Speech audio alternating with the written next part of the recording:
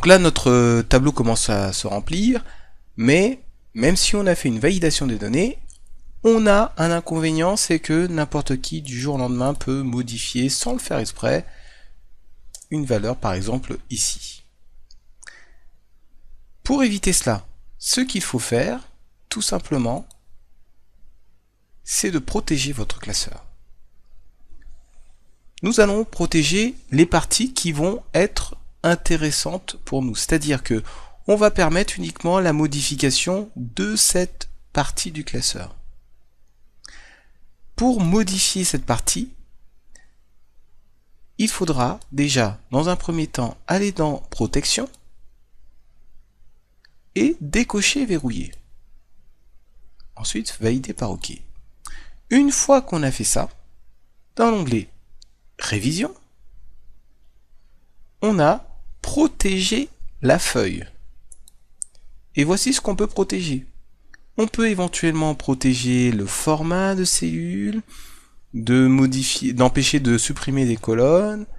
Donc on peut empêcher la modification de certaines fonctionnalités. Très important pour que cela fonctionne et que ce soit valable, il faut mettre un mot de passe ici.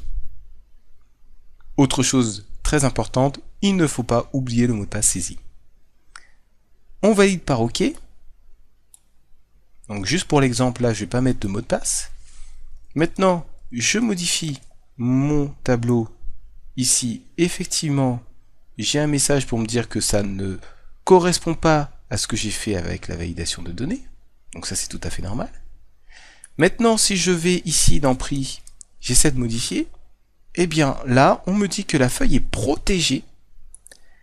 Ce qui veut dire que, du coup, je ne peux remplir uniquement les endroits du tableau que j'ai validés au préalable.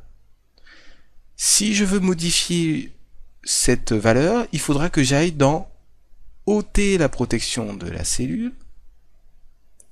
Donc là, il ne me demande pas de mot de passe parce que j'en ai pas mis.